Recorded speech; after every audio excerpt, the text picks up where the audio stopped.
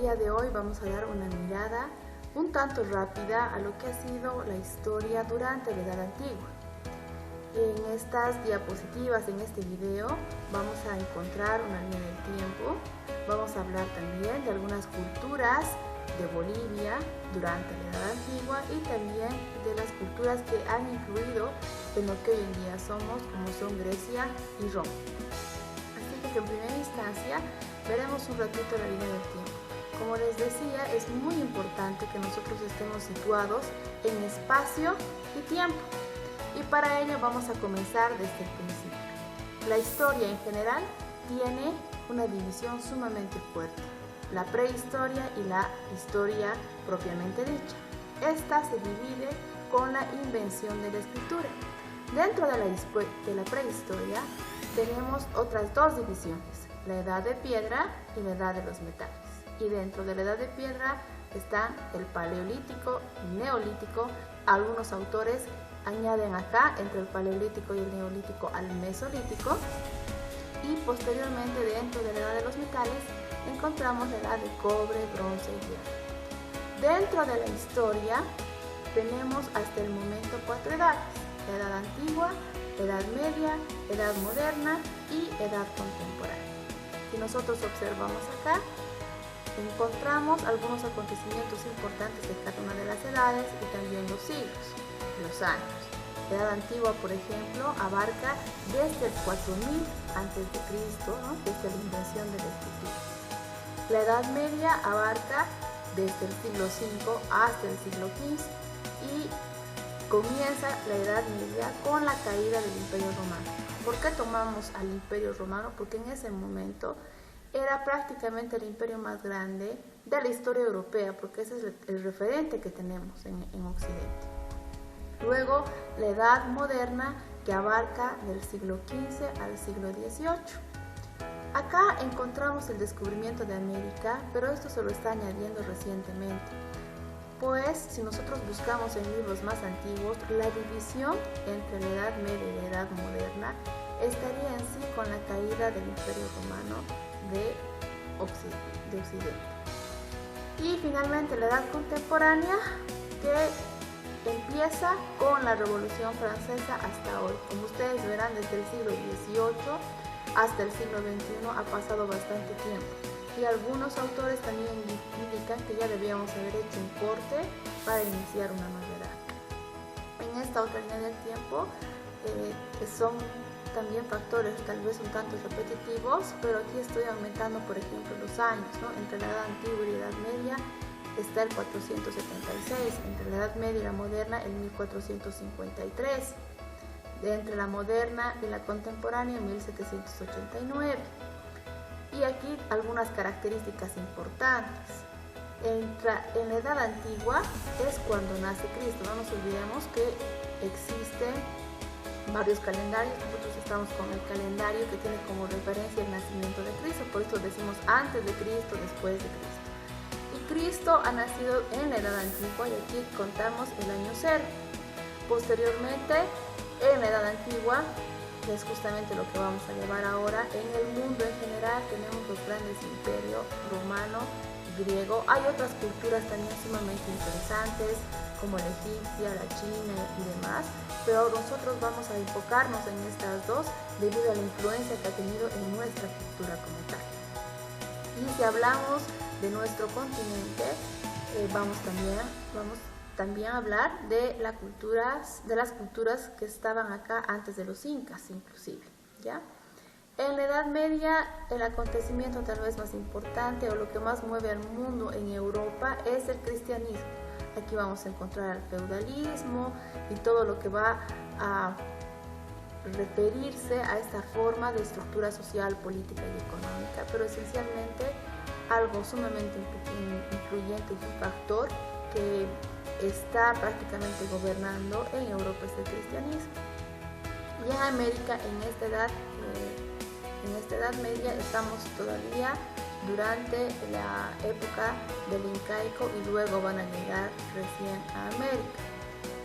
Tal vez en esta línea del tiempo que la he sacado de Google Doc acá están poniendo el descubrimiento de América, pero no nos olvidemos, el descubrimiento de América ha sido en 1492. Y si nosotros nos fijamos en esta fecha, 1453, esto está antes del descubrimiento de América. Por consiguiente, el descubrimiento de América debería estar acá en la Edad Moderna. Y se los he puesto esto a propósito porque en la mayor parte de las últimas imágenes que estoy encontrando en Google está de esta manera. Pero como les decía, si nosotros nos remontamos a documentos más antiguos, la división en sí está en 1453, cuando cae el otro imperio romano. Y dentro de la Edad Moderna está evidentemente la Revolución Francesa, y también encontramos ya dentro de la Edad Moderna las sublevaciones de los indígenas, y dentro de la Edad Contemporánea ya el proceso de la independencia como tal, hasta llegar a la independencia de varios países de Latinoamérica, imperios del más. Y en el aspecto mundial tenemos la Primera, Segunda Guerra Mundial, la Guerra Fría, la Revolución Industrial y otros aspectos más. Aquí nuevamente otra línea del tiempo que hace más alusión a lo que es América. En la parte superior tenemos las culturas mesoamericanas y en la parte inferior las culturas andinas. Ahí podemos ver, por ejemplo, los olmecas, zapotecas, aztecas, mayas, y abajo a la cultura chavín, paracas, tiahuanacu, a los incas, a los aymaras y demás. Si hablamos exactamente de nuestro territorio, de Bolivia, en nuestro territorio hemos tenido como antecedente principalmente en Occidente estas culturas: chavín, chiripa, huancarani, tiahuanacu, aymaras, incas y quechos. Por ejemplo, la cultura vizcachani, que viene a ser uno de los hallazgos más antiguos en nuestro territorio, encontramos ciertas características. Primero vemos acá en el mapa donde está la flechita amarilla, se ubicaron más o menos en este sector que tenemos por acá. Si ustedes pueden observar, es posible que los vizcachanenses y otros pueblos de la región hayan desarrollado asentamientos ligados a la vida lacustre. La mayor parte, si nosotros nos vamos a ir fijando con las otras culturas, está alrededor de lagos, ¿no? Dependientes de la pesca y de la caza, y también de la recolección de huevos, el uso de la totora, una especie de papiro que crece en las orillas de los lagos altiplánicos. Seguramente ustedes han conocido alguna vez que han viajado. Entonces, Vizcachani, si ustedes se fijan, es una cultura que se ha quedado más que todo en la fase aldeana y se dedicaban especialmente a la caza y a la pesca. Ubicada a 10 kilómetros de la ciudad de La Paz, desarrolló la industria lítica, razón por la que las piezas halladas en su gran mayoría son puntas tipo hoja, si ustedes se fijan acá, tipo hoja de laurel, que sirvieron para la caza y se usaron adheridas a las lanzas arrojadizas, ¿no? Para lanzar. Entonces esta es una pequeña muestra de la cultura vizcachana. Ingresamos ahora a la cultura chiripa, que ha estado también ubicada alrededor del lago Titicaca. Ellos realizaban sus construcciones, sus casitas, en una forma circular. Entre ellas, estas viviendas tienen paredes dobles y se puede llegar al espacio dejando entre los dos muros por medio de ventanas interiores. Según algunos arqueólogos, estos espacios servían de alacenas. En el suelo de estas habitaciones hay enterramientos en forma de cajas de piedra. Se expandió en la ribera oriental del lago Titicaca, como les digo, aquí está en el mapa. En las ruinas de Chiripa se encuentra un montículo artificial, el templete semisubterráneo, de 60 metros de largo por 55 metros de ancho. Aquí tenemos también una muestra precisamente de sus construcciones y podemos encontrar que Chiripa abarca de 1300 a.C. al 100 después de Cristo, alrededor del lago Titicaca. Tiene una organización aldeana. Entre las muestras culturales está el templete semisubterráneo. Se dedicaban también a la agricultura de la papa, de la quinoa, del arroz. Ellos, si ustedes se fijan, y aquí hay un avance entre la Vizcachani y la Chiripa. Aquí ya tenemos más que todo agricultura.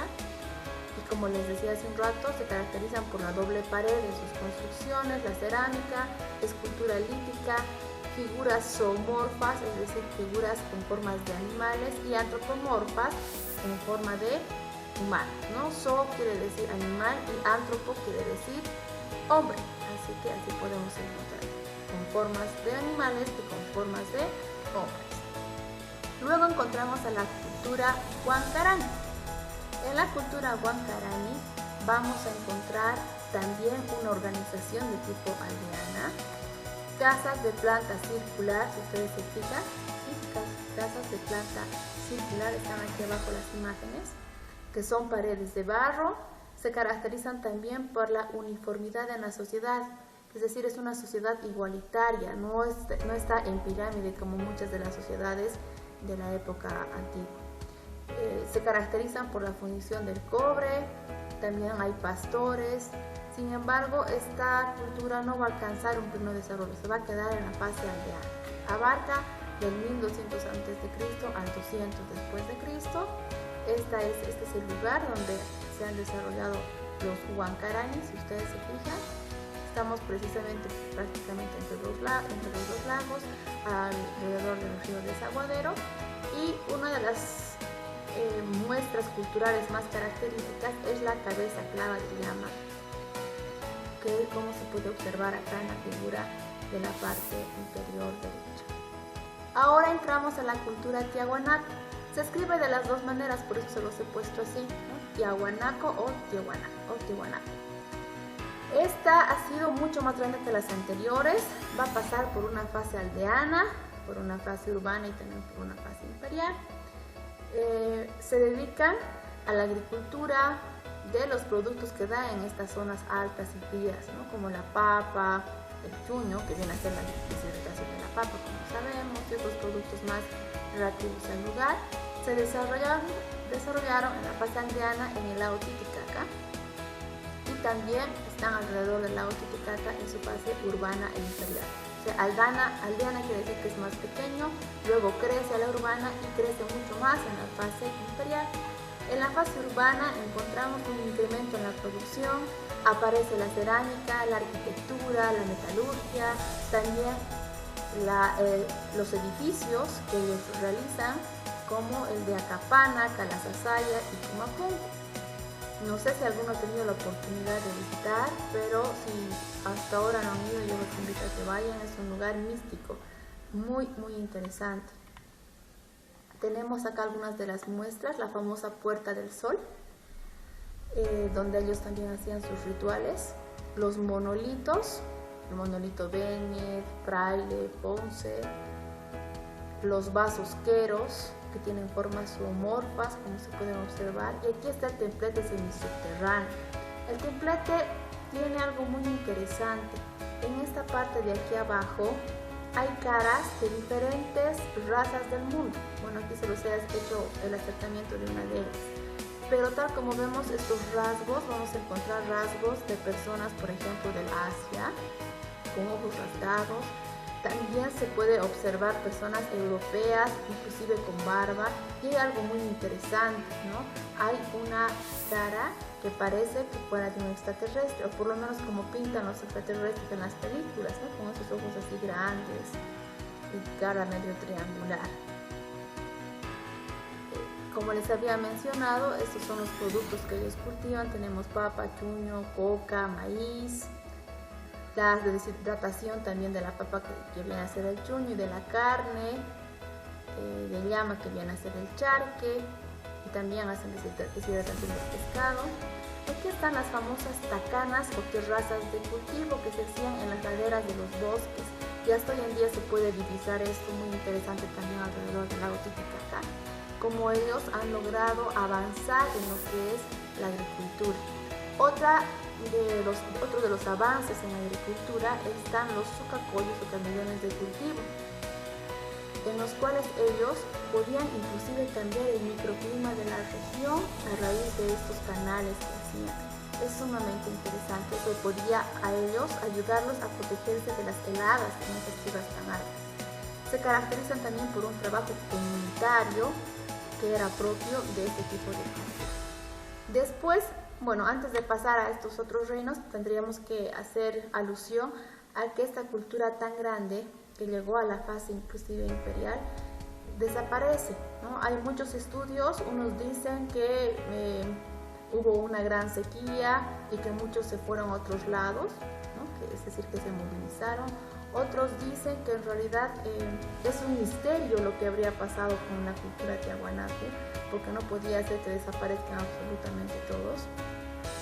También se habla mucho de estas construcciones que hemos visto. Algunos dicen que sería difícil que ellos que tengan la tecnología para poder hacer estas grandes construcciones. Otros dicen que en ese momento era una especie de barro que se podía evidentemente moldear. Sin embargo, algunas teorías dicen que habrían venido vida extraterrestre para enseñarles la tecnología que se necesitaba para hacer estas estructuras.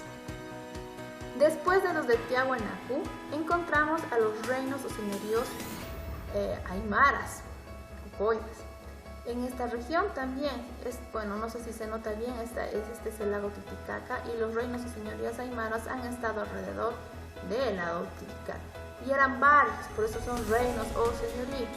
Y entre ellos, muchos de ellos se peleaban, no se llevaban muy bien entre muchos de ellos, entonces habían también encuentros, eran rivales entre sí. Habían varias cabezas entre ellos. Esta imagen tal vez es mucho más clara, donde se notan acá los colores de los diferentes reinos y señoríos aymaras. La lengua que hablan ellos es el aymara, también puquina y uruquilla. Como les decía, existen conflictos, especialmente por el territorio y los recursos en toda esta zona. Cultivan al estilo de los tiahuanaco también en diferentes pisos ecológicos, y además en la altura cultivan papas, cereales, pescado, camélidos. Los que están más en la zona costera, maíz, ají, algodón, conchas para ritos, y los que están cerca de los yungas, coca, madera y miel. La organización política. El poder está dividido en dos jefes. La comunidad está dividida en dos mitades, los de arriba y los de abajo. La concepción aymara es justamente, se trata de esto, de esta dualidad, tal como tenemos en Oriente. ¿Se acuerdan? El yin y el yang, ¿no? El blanco y el negro. Esta cultura aymara también tiene una división así, ¿no? Son siempre dos mitades. El hombre también está dividido en dos. Su territorio también está dividido en dos. La organización social está basada en el ainu. ¿Y qué es el ainu? Es la unión de varias familias por el parentesco, que además tienen en común una misma religión, viven en un mismo territorio y trabajan en el mismo lugar. Están gobernados por los curacas o también por los jilacatas. Estos son sus autoridades. En cuanto a las muestras culturales, podemos encontrar los pucaras y las chulpas, que son estas construcciones. Los famosos chulpares son donde ellos enterraban a sus muertos en forma fetal, en canastas. Si han ido al Museo de San Simón, seguramente han podido ver esta muestra cultural. Después de los aymaras van a venir los quechuas. Por si acaso, muchas veces pensamos que los españoles son los únicos que han venido a colonizar. No es así. Los aymaras han sido colonizados también por los quechuas, ¿ya? Entonces los primeros que colonizaron a ese territorio, a los aymaras, fueron los quechuas. Y existen dos leyendas sobre el origen de los quechuas. Seguramente la que ustedes más conocen es la de los hijos del sol, ¿no? Manco Cápac y Mama Oglio son enviados por el dios Sol para buscar una tierra que donde se clave la varita ellos puedan formar el imperio. Ustedes pueden luego revisar con mucho más detalle esta leyenda. Si hablamos del marco geográfico, encontramos que los incas realmente han sido una cultura sumamente grande, ha llegado a una etapa imperial tremenda que han abarcado varios países en la costa occidental, es decir, colindando ya con el océano Pacífico. Entonces abarca desde el sur de Colombia hasta el río Maule de Chile. Fíjense cuántos países han sido o han estado más bien bajo el imperio de los incas. Los incas han tenido también un sistema muy interesante de caminos para unir todo el imperio. En la parte de abajo podemos encontrar las conquistas de los incas entre 1438 a 1463. Están con una especie de verdecito más claro. Las conquistas de los incas entre 1463 y 1471 están con un amarillo más fuerte. Luego lo que está de naranja son las conquistas de los incas entre 1471 a 1493. Y luego lo que está un poquito más claro están también en 1493 a 1525. Un tanto, bueno, hablando un poco de lo que es la reseña histórica, que les había dicho, el primer inca vendría a ser Manco Cápac en 1200 y el último inca vendría a estar en 1532 cuando llegan los españoles. Tenemos dos dinastías dentro de los incas. La dinastía Uri-Cusco, que está conformada por Manco Cápac, Sinchi Roca, Llope Yupanqui, Mayta Cápac y Cápac Yupanqui. Y también tenemos la dinastía Manan Cusco, donde están Inca Roca, Yaguarhuaca, Viracocha Inca, Pachacuti Inca Yupanqui, que fue el primer emperador.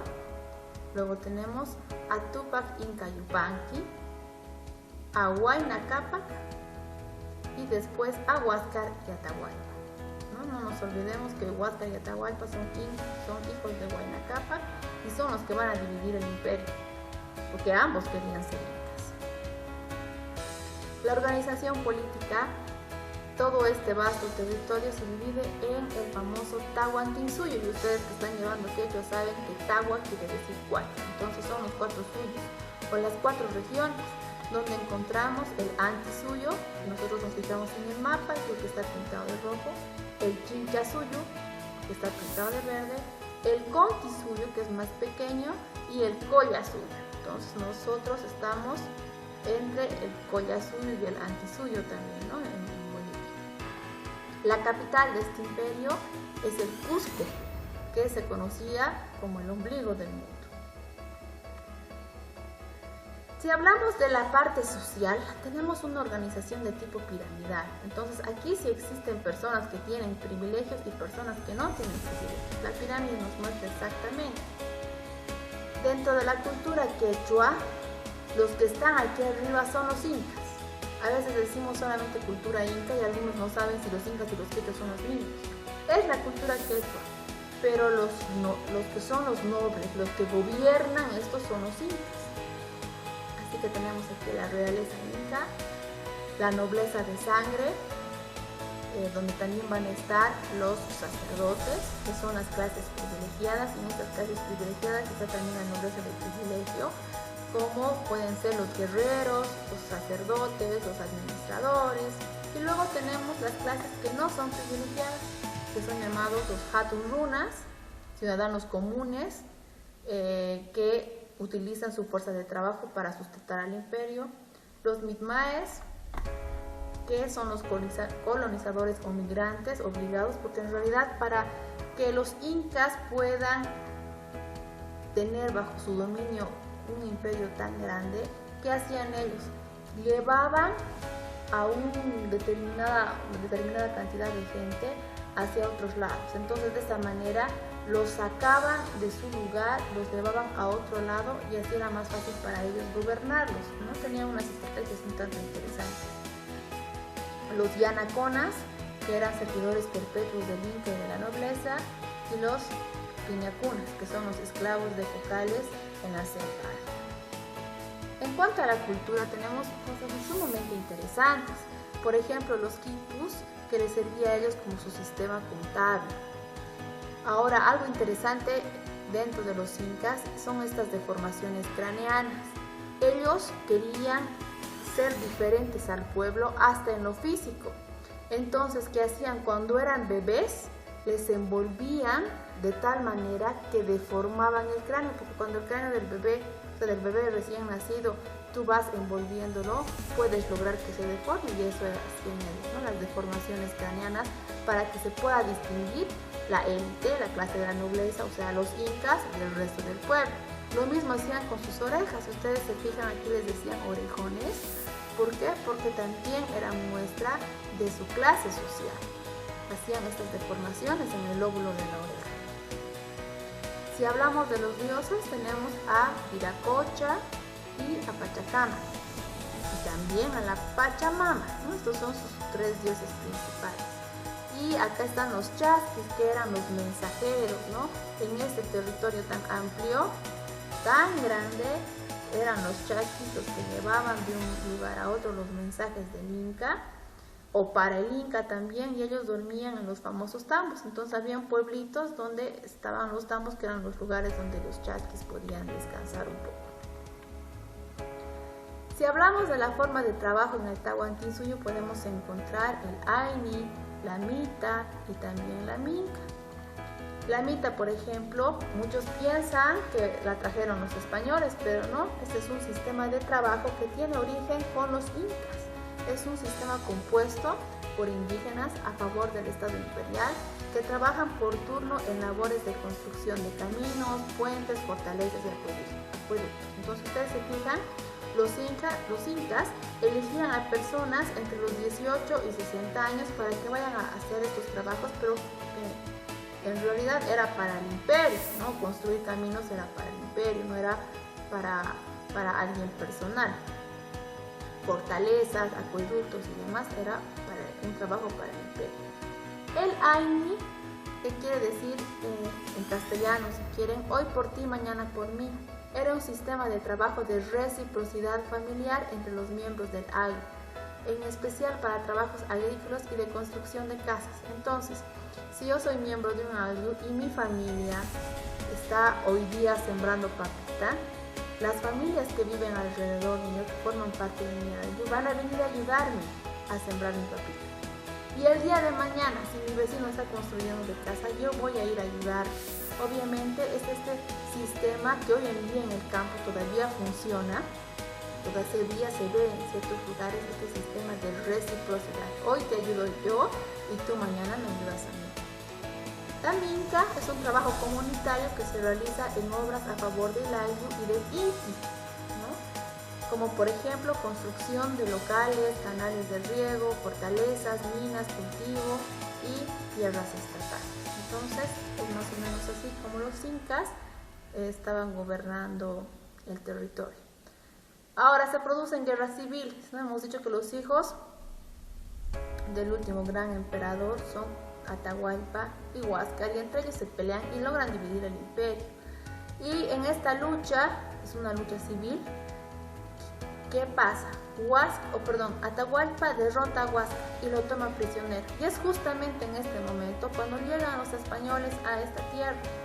Y Francisco Pizarro se entrevista con Atahualpa y le muestra, hace esta entrevista con el líder indígena, y el líder indígena ni se esperaba todo lo que iba a venir después. O sea, no tenía ni idea de con quién se estaba enfrentando. Pizarro le muestra la Biblia como muestra de su Dios y de su cultura también. Y como Atahualpa no entiende castellano, no sabe qué es la Biblia, agarra el libro y lo bota. Entonces esto para ellos es un pretexto, para los españoles es un pretexto para tomarlo preso y lo acusan de idolatría. Luego se enteran de que Atahualpa, cuando ya estaba bajo la posesión de los españoles, manda a matar a su hermano Huáscar y entonces lo acusan de fratricidio. Así que por estos delitos lo condenan a muerte. De esta manera el gran imperio incaico se queda sin sus dos líderes, se queda sin Huáscar y se queda sin Atahualpa. Y un imperio tan grande, con tanta cantidad de población, logra ser colonizado por los españoles, que el número era mucho menos, precisamente porque como era una estructura piramidal y se pierden las dos cabezas, no logran organizarse entre ellos. Hasta aquí sería lo que son las culturas de nuestro territorio.